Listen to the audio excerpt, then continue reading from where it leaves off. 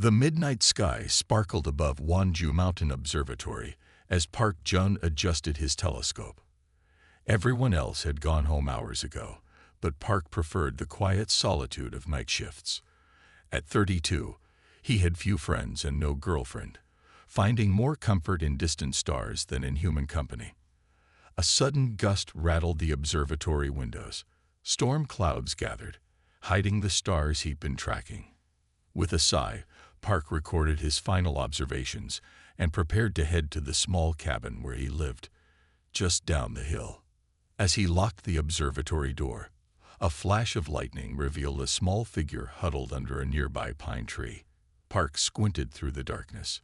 It was an elderly woman in traditional clothing, clutching a colorful bag to her chest. "Hello," Park called, approaching cautiously. "Are you lost?" The old woman looked up. Her face was deeply wrinkled, but her eyes shone with unusual brightness. "Not lost," she said, her accent strange and melodic. "Waiting." Waiting? In this weather? Thunder boomed overhead, as if to emphasize his point. "You shouldn't be out here. It's dangerous." She smiled mysteriously. "I am Grandmother Sook. The stars told me you would help." Park hesitated. The woman seemed harmless, but her behavior was odd. Still, he couldn't leave an elderly person outside during a storm. "My cabin is just down there," he said, pointing. "You can stay until the storm passes." Grandmother Sook nodded as if she had expected this offer. She followed Park to his cabin, moving with surprising grace for someone her age. Inside, Park turned on the lights and started the kettle for tea. The cabin was small but neat, a single room with basic furniture, walls covered with star charts and astronomy journals. "You like stars," Grandmother Sook observed, studying his charts. "I'm an astrophysicist," Park explained, placing a steamy mug of tea before her. "I study celestial objects." "Yes," she said, nodding knowingly. "The stars speak to you." Park smiled politely, used to people misunderstanding his scientific work as something mystical. "Not exactly. I observe their patterns, their light, their movement." Grandmother Sook reached into her colorful bag. "For your kindness," she said, pulling out something that glowed faintly blue. "A special cookie." Park stared at the strange item. It was shaped like a cookie, but emitted a subtle luminescence. "Thank you, but I couldn't." "You must," she insisted, placing it in his hand. "It is for you alone." To avoid seeming rude, Park took a small bite. The cookie tasted like honey and something unfamiliar. Not unpleasant, but definitely strange. As he chewed, warmth spread through his body. "What's in this?" he asked, suddenly feeling lightheaded. Grandmother Sook smiled. "Stardust and wisdom. Sleep now. Tomorrow will bring new eyes." Park wanted to ask more questions, but exhaustion overwhelmed him.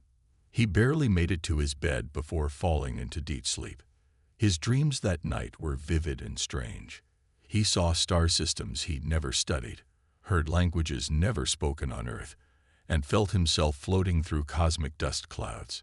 In one dream, he stood on a crystal platform overlooking a city of impossible architecture, its buildings seemingly made of light. When Park woke the next morning, sunlight streamed through his window. He sat up with a jolt, remembering his strange visitor, Grandmother Sook. The cabin was empty. No sign remained of the old woman, not even the teacup he had given her. Had he dreamed the entire encounter? But as Park moved to get out of bed, he noticed something odd. The sunlight coming through his window seemed brighter, more detailed. He could see dust particles dancing in the beams with perfect clarity. When a bird chirped outside, he could pinpoint exactly which tree it perched in, despite the closed window. In the bathroom mirror, Park examined his eyes. They looked normal, but he could see better than ever before. Much better.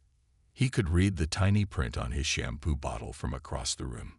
Throughout the day, Park noticed more changes. His hearing had sharpened. He could detect the soft footsteps of a rabbit outside his cabin. His reflexes improved too, as he accidentally knocked over a coffee mug, but caught it before it hit the floor with surprising speed. That evening at the observatory, Park made discoveries that should have been impossible with his equipment. He could see star patterns invisible to the telescope's range. When he checked satellite data later, it confirmed what he had somehow seen with his enhanced vision. More disturbing were the brief flashes of foreknowledge. Seconds before his phone rang, Park knew his colleague Kim would call about the meteor shower. Just before a book fell from his shelf, Park had already moved to catch it. For the next 3 weeks, these abilities grew stronger. Park kept them secret, afraid of what medical tests might reveal. Had Grandmother Sook's cookie caused these changes? Was he hallucinating, becoming ill? One night, while recording unusual stellar activity, Park felt a presence behind him. Before turning, he somehow knew exactly who it would be. "You're not Grandmother Sook," he said, spinning his chair around. The young woman standing in the observatory doorway looked surprised. "No," she replied, her voice carrying the same musical accent as the old woman's. "I'm Hannah. Grandmother Sook is my grandmother." Park stared at her, momentarily speechless. Hannah was stunningly beautiful, with the same bright eyes as Grandmother Sook, but in a youthful face. Her dark hair seemed to shimmer with blue highlights under the observatory lights.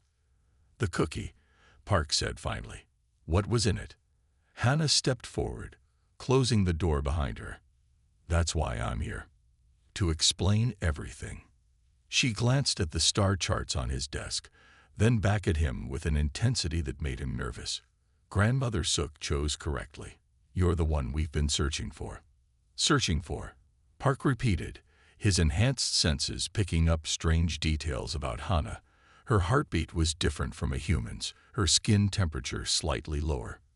Hannah nodded, her expression serious. "Our people need you." Park Jum, the cookie was only the beginning. Outside, the stars seemed to pulse brighter, as if responding to her words. Park's new abilities told him his life was about to change forever. "You're not human," Park said, the words escaping before he could stop them. Hannah smiled, revealing teeth too perfect to be natural. "No, I'm not." Neither was Grandmother Sook. Park's heart raced.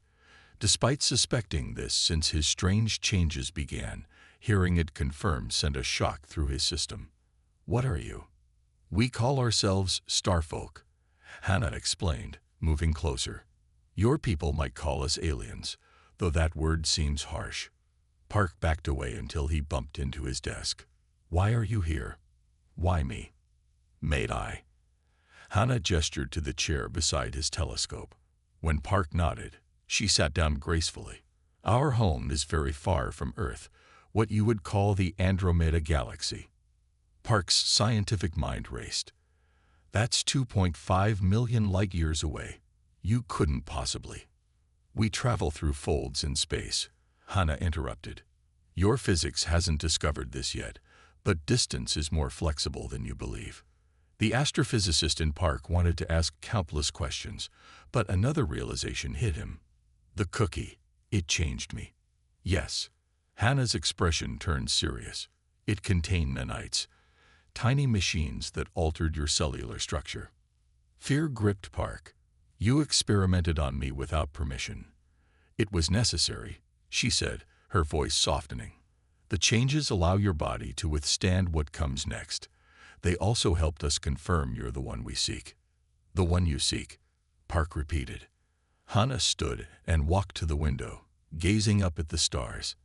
"Our people have watched Earth for generations. We have a prophecy about a savior who would come from another world, someone who rids the stars and carries the right genetic markers." "That's ridiculous," Park scoffed. "I'm just an ordinary scientist." "Are you?" Hannah turned back to him. "You've noticed the changes. Enhanced vision, hearing, reflexes, even glimpses of future events." Park couldn't deny it.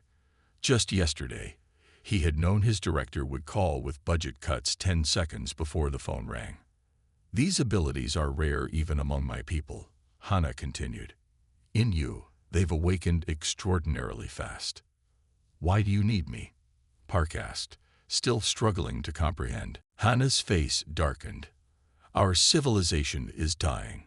We face an enemy called the Shadowkin, beings that consume stars and planets. They've destroyed half our worlds already. And you think I can help? What could one human possibly do against something that destroys stars?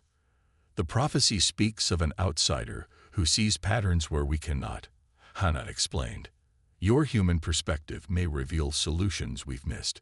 Already, you see stars differently than we do. Park laughed nervously. This is insane. You want me to leave Earth based on some alien prophecy? I know how it sounds, Hannah admitted. But Grandmother Sook is our most respected seer. She's never been wrong. Outside, clouds had gathered, hiding the stars. The room felt smaller suddenly, the walls closing in as Park's world expanded beyond imagination. If I refuse, he asked quietly. Then I leave alone, Hannah answered. We don't force anyone, but the nanites in your system will continue changing you. Eventually, you'll no longer fit among humans, and our people will likely perish. Park ran his hands through his hair.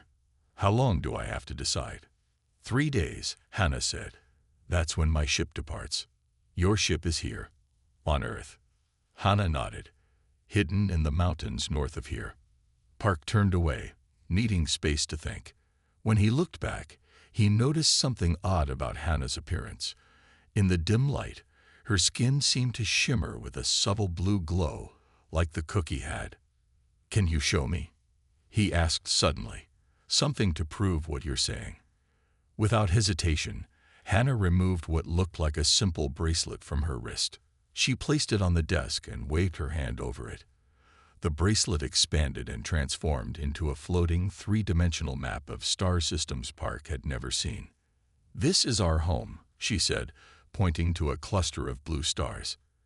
And these, her finger moved to red, pulsing areas. Air regions the Shadowkin have consumed. Park stared in amazement. The holographic display showed technology far beyond Earth's capabilities. There's more, Hannah said.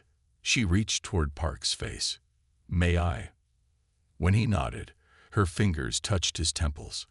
Immediately, his mind filled with images. Crystal cities floating among clouds, gardens growing upside down on arches of living stone, and beings with features similar to humans, but with skin that reflected starlight. Park gasped as she broke the connection. What was that? A glimpse of Nabi, our homeworld, Hannah explained, or rather, how it looked before the Shadowkin attacks began. The beauty of what he'd seen left Park speechless. After a moment, he asked, if I went with you, could I ever return to Earth? Yes, though time passes differently during full travel. Months for you might mean years here. Park thought about his life on Earth. No family since his parents died. Few friends. His work at the observatory was his only passion. What exactly would I need to do? He asked. Help us understand the Shadowkin's movement patterns. Your human perspective might see what we've missed, and perhaps your unique abilities will reveal more as they develop. Park walked to the window, looking out at the cloudy night sky. Somewhere beyond those clouds were stars being consumed by creatures he couldn't imagine. I need time to think, he said finally. Hannah nodded. Of course. I'll return in 3 days. If you decide to join us, bring only what you can carry in one bag. She moved toward the door, then paused. Park Jun, I know this is overwhelming, but Grandmother Sook chose you for a reason. She believes in you, even if you don't yet believe in yourself. After she left, Park sat alone in the observatory, his thoughts spinning. The scientist in him demanded proof, explanations, data. But another part, perhaps the part changed by the strange cookie, already knew his decision. 3 days later, when Hannah returned, Park was waiting with a small backpack containing his most precious possessions, his parents' photographs, his astronomy notebooks, and a star chart he created himself. I'll help if I can, he told her, but no promises about saving your civilization. Hannah's smile lit up her face. That's all we ask. As they hiked into the mountains toward her hidden ship, Park looked back at the observatory one last time. Whatever awaited him among the stars, he knew his life on Earth had ended. A new journey was beginning, one written in stardust and prophecy. Park's first glimpse of Hannah's ship took his breath away. Hidden in a mountain cave was not the flying saucer of Earth movies, but an elegant vessel shaped like a seed pod, its surface shimmering with colors that shifted like oil on water. "It's beautiful," he whispered. Hannah smiled at his reaction.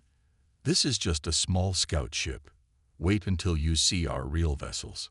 As they approached, a doorway appeared in the smooth hull. Inside, the ship was larger than it looked from outside, with curved walls and floors that seemed to glow from within. "How does it work?" Park asked, running his hand along a control panel with no buttons or screens.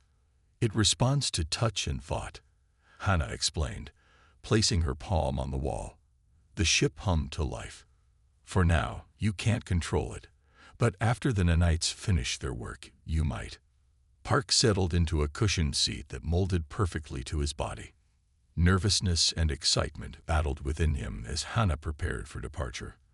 There was no countdown, no roaring engines, just a subtle shift in the air pressure and a brief feeling of weightlessness.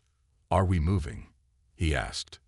"Look," Hannah replied, gesturing to what had appeared as a solid wall, but now became transparent. Park gasped. They were already high above Earth, rising quickly through the atmosphere.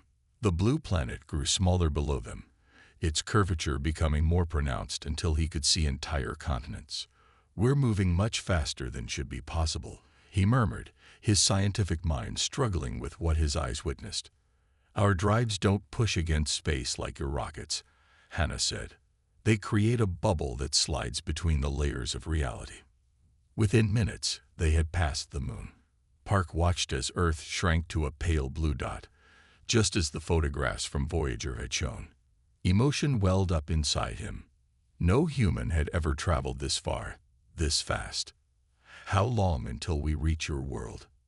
he asked. 3 days in fold space," Hannah answered, "though that translates to about 2 weeks in normal space-time." Park's eyes widened. "We're crossing 2.5 million light-years in 2 weeks." Hannah nodded. "The galaxy you call Andromeda is our home, though we have outposts in many systems, including several near your solar system."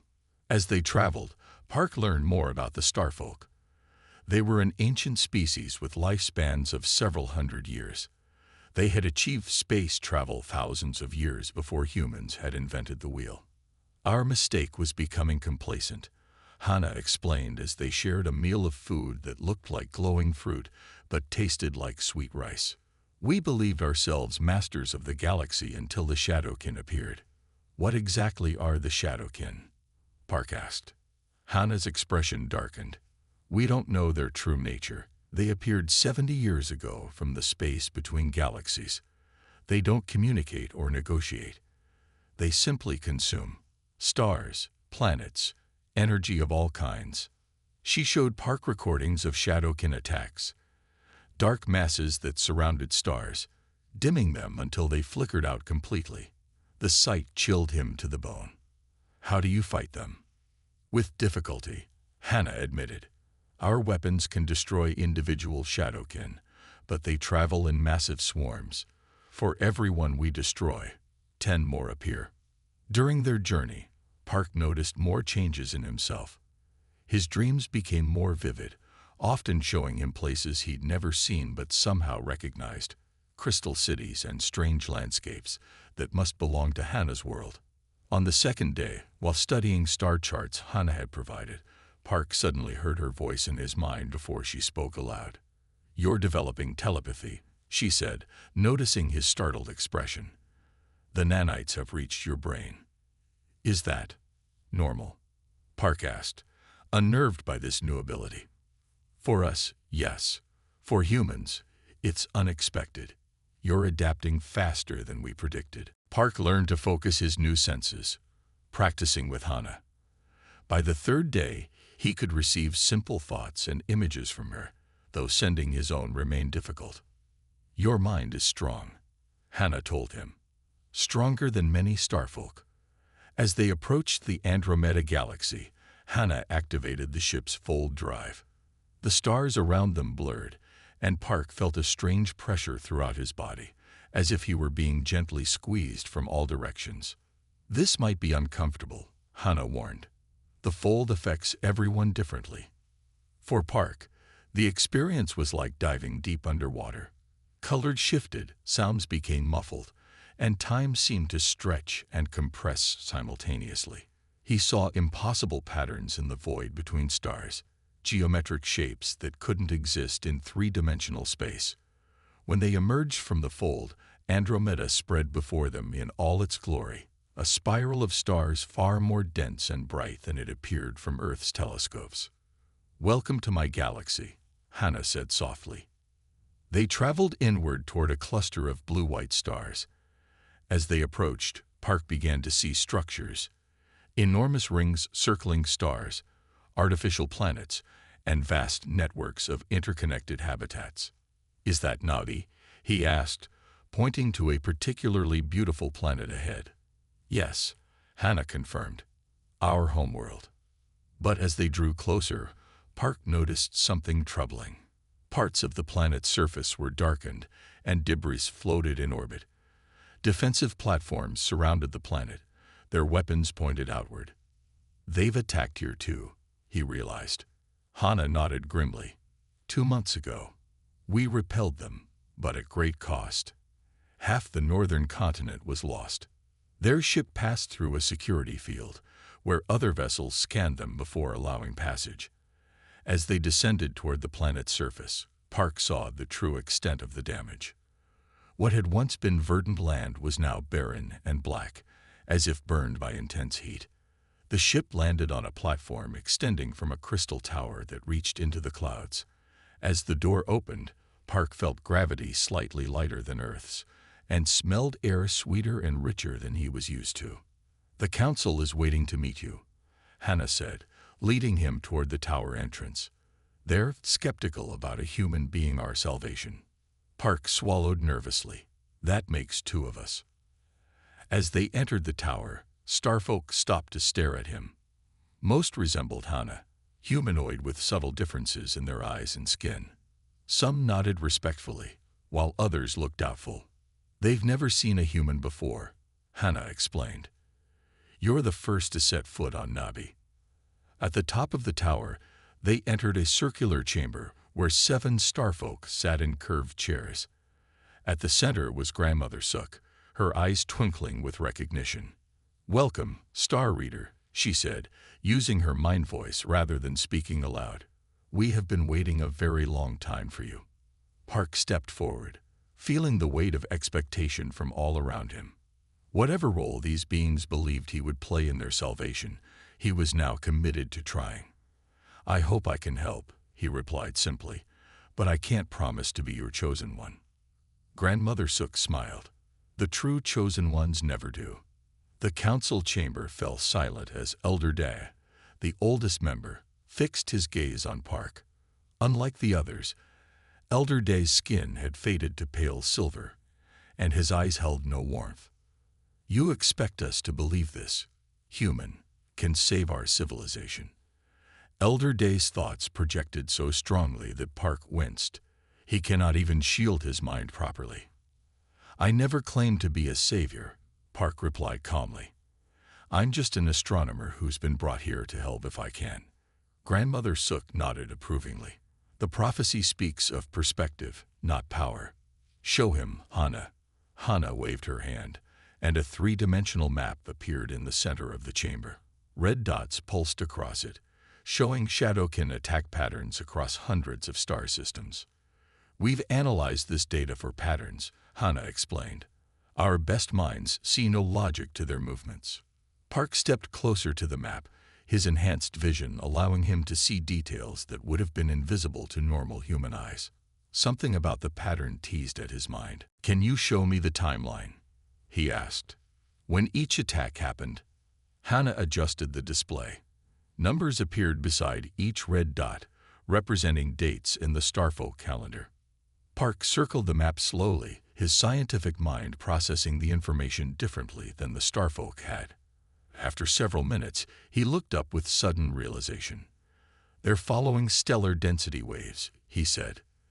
The council members exchanged confused glances. "Explain," Elder Dad demanded. "On Earth, we've observed how spiral galaxies have density waves, areas where stars concentrate as they orbit the galactic center. The Shadowkin aren't moving randomly. They're following these waves, attacking the richest star clusters first." Park pointed to several areas on the map. These systems were attacked in sequence along a density wave.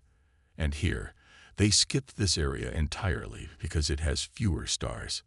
Murmurs filled the chamber as the council members considered his words. "If I'm right," Park continued, growing more confident, "we can predict their next targets based on stellar density measurements." Grandmother Sook smiled. "You see, the human perspective reveals what we overlooked." Elder Dad looked less convinced. "Even if you can predict their movements, how does this help us defeat them?" Park hadn't thought that far ahead, but an idea began forming in his mind. "On Earth, we've studied binary pulsar systems, pairs of neutron stars that emit powerful radio waves. If the Shadowkin feed on stellar energy, perhaps pulsars emit radiation they can't process. Our weapons use similar principles," said a military commander named Ha. "But they're not powerful enough against large Shadowkin swarms." "What if we could amplify natural pulsar emissions?" Park suggested. "Direct them toward predicted Shadowkin paths." The council chamber buzzed with discussion. Park's idea was simple yet novel to the Starfolk, who had been fighting a defensive war for too long. "It would require testing," Hannah said thoughtfully. "We'd need to position equipment near an active pulsar." "A dangerous mission," Todd warned.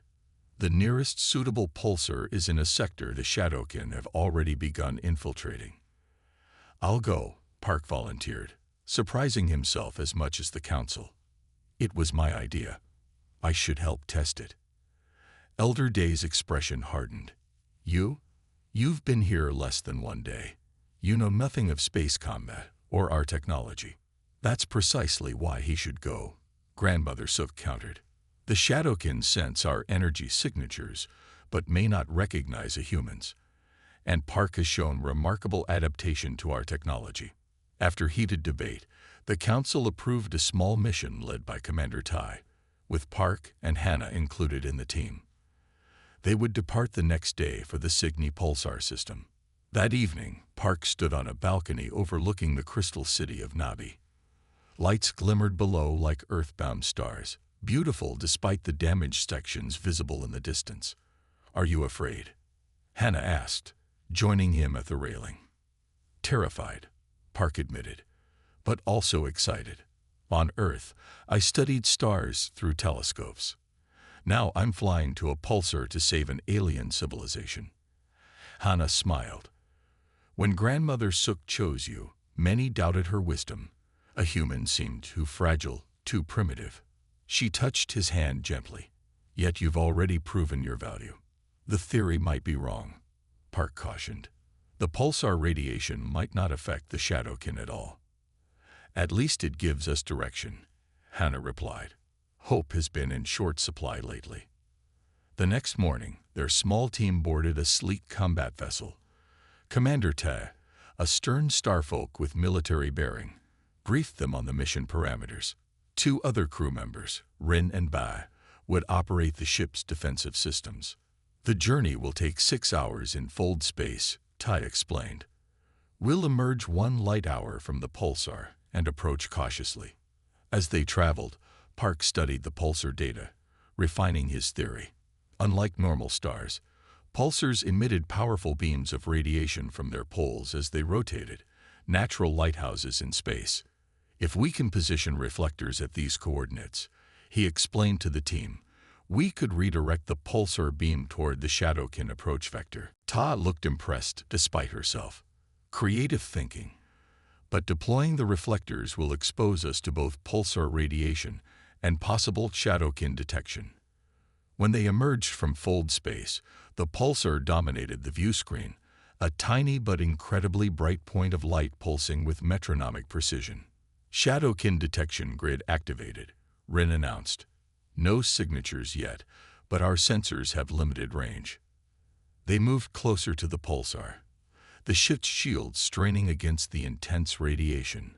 Park felt the pressure in his mind growing, a side effect of the nanites responding to the pulsar's energies. Deploying reflector drones, they reported, launching a series of small devices that streaked toward predetermined positions around the pulsar. The plan was working smoothly until alarms blared across the bridge. Shadowkin signatures detected, Rin shouted. Multiple contacts approaching from Sector 7. On the view screen, dark shapes moved against the stars, patches of absolute blackness that seemed to absorb light rather than merely block it. They've detected us, Ta said grimly. Defensive positions. Hana, get Park to safety. But Park shook his head. The reflectors need final alignment. I can do it from here. As the ship shuddered under the first Shadowkin attack, Park's mind connected with the ship's systems through his nanite link. He felt the reflectors as extensions of himself, adjusting their positions with precision that would have been impossible through manual controls. Reflector array aligned, he announced. Pulsar beam will intersect with Shadowkin position in 30 seconds. The ship rocked violently as a Shadowkin entity brushed against their shields. Through the view screen, Park saw the creature clearly for the first time. Not solid matter, but a shifting mass of dark energy that bent light around itself. Pulsar beam redirecting. Now, Park called. A brilliant flash cut through space as the concentrated radiation from the pulsar struck the approaching Shadowkin swarm. The effect was immediate and dramatic. The dark entities scattered, some dissipating entirely while others retreated rapidly.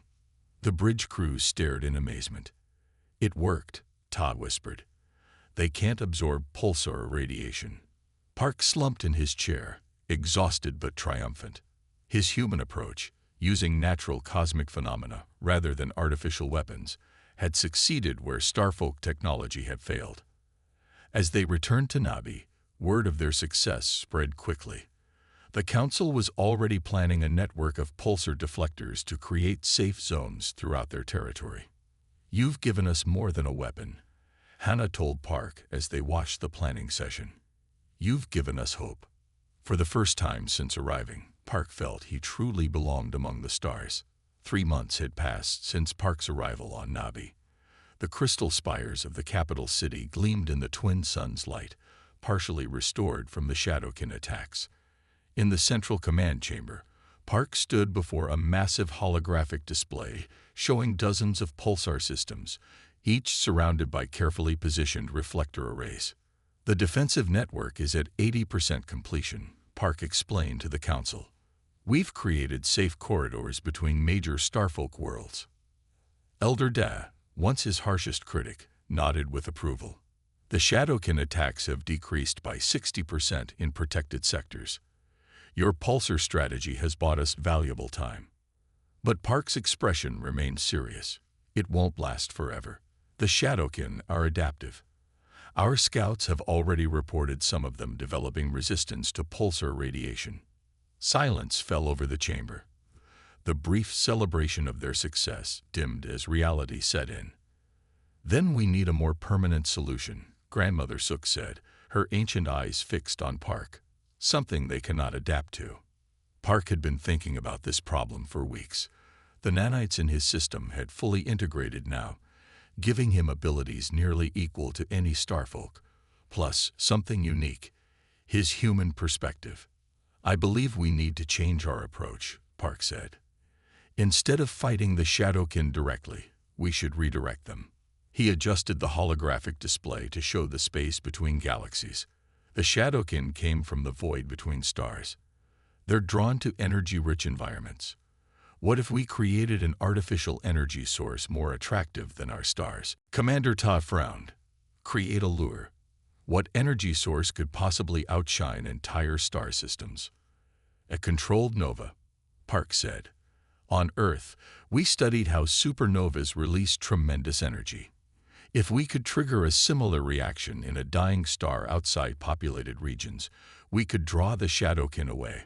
The council members exchanged concerned looks. Triggering a nova would require enormous resources, Hannah pointed out. And precise timing, added Ta. We would need to coordinate attacks with the nova's peak output. Park nodded. It would be our most significant operation yet, but I've run the calculations. It can work. After days of debate, the council approved Park's plan. They selected an aging red giant in an uninhabited system near the edge of Starfolk territory. Work began immediately on nova-inducing devices that would accelerate the star's fusion process. As preparations continued, long-range sensors detected the largest Shadowkin swarm ever recorded heading directly toward Navi. The timing couldn't have been worse. They're adapting faster than we anticipated, Tay reported grimly. The pulsar defenses won't hold against a swarm this size.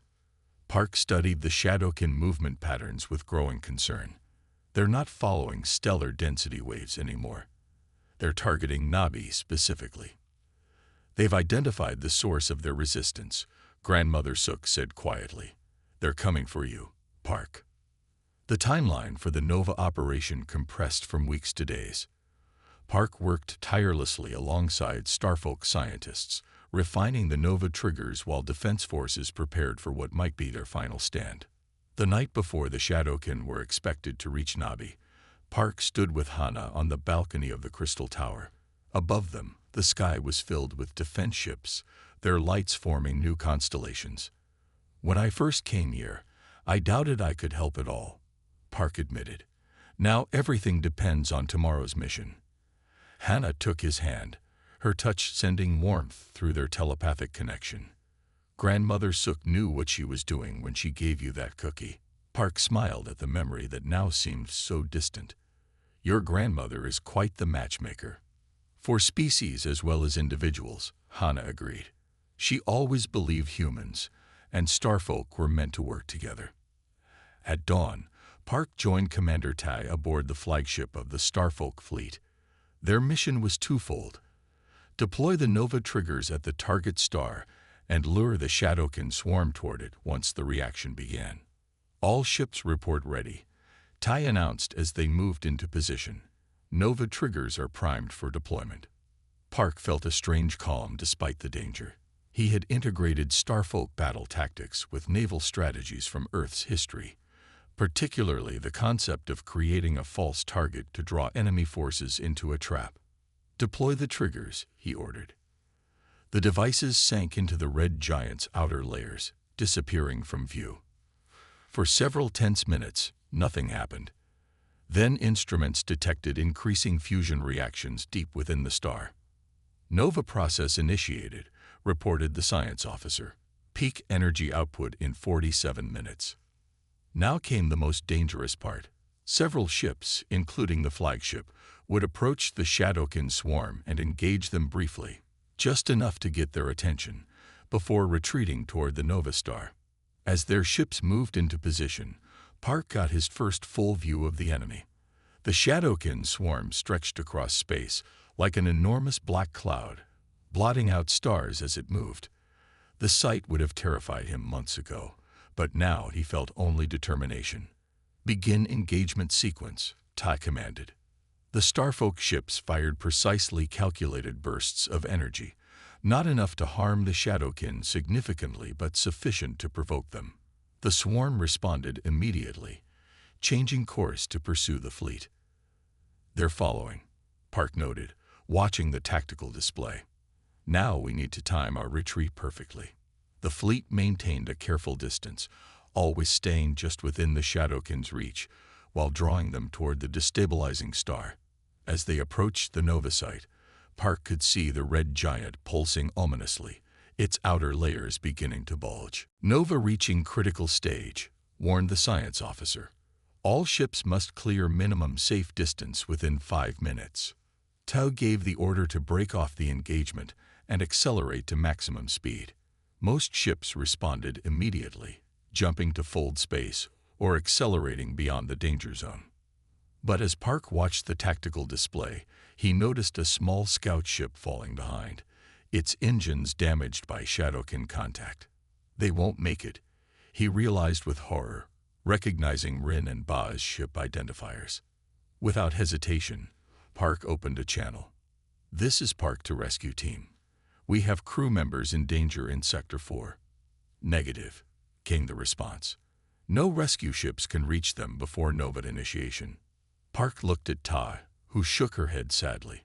"We can't risk more lives."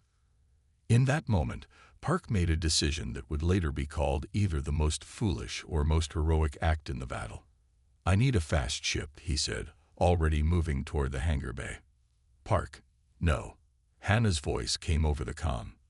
"The Nova will initiate in minutes." But Park was already boarding a small, swift vessel.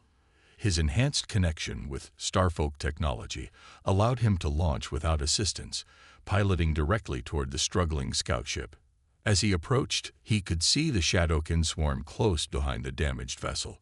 Using the small ship's tractor systems, he locked onto the scout and pushed his engines beyond safety limits. "This is Park," he transmitted. "I've got you. Divert all your remaining power to forward shields." The combined ships accelerated away from the pulsing red giant, but Park could see they wouldn't reach safe distance before the Nova. Drawing on his knowledge of Earth space missions, he remembered an old technique called a gravitational slingshot. "Changing course," he announced. "We'll use the star's gravity to increase our speed." It was a desperate gamble. They would swing closer to the destabilizing star, using its gravitational pull to whip them around faster than their engines alone could manage. As they made the perilous turn, the star's outer layers began to erupt. Radiation alarms blared throughout Park's ship, but the nanites in his system protected him from the worst effects. The maneuver worked. Their combined ships shot away from the Nova just as it reached its peak. Behind them, the Shadowkin swarm had no time to react before the explosive wave engulfed them. From the safety of the fleet's position, Hannah watched the Nova bloom like an enormous flower of light. For a terrible moment, she thought Park had been lost in the blast. Then a small signal appeared on the edge of their sensors. Two ships, heavily damaged but intact, with life signs aboard. When Park returned to Nabi, he was hailed as a hero. The Nova had destroyed over 80% of the Shadowkin swarm, and the survivors had fled deeper into intergalactic space. In the aftermath, Grandmother Sook called for a special council session. "The time has come," she announced, "to recognize what we have learned. Our salvation came not from ancient prophecy alone, but from something unexpected, the unique gift of humanity." She turned to Park. "You brought us not just scientific knowledge, but courage, creativity, and a willingness to take risks that we have forgotten in our long existence." The council voted unanimously to establish formal contact with Earth, with Park as the first ambassador between worlds. As celebrations filled the Crystal City, Park stood with Hannah and Grandmother Sook, watching fireworks light the night sky. "So," he said to the old seer, "was this your plan all along? Use a cookie to lure me across the galaxy, save your people, and establish interstellar relations." Grandmother Sook's eyes twinkled mischievously. "The cookie was just the beginning. What happens next depends on both our peoples." Park looked at Hannah, whose hand was warm in his. Above them, the stars of Andromeda shone brightly, no longer threatened by darkness. And somewhere among those countless points of light, Earth waited to learn it was not alone in the universe. "I think," Park said, "humanity is ready for that next step."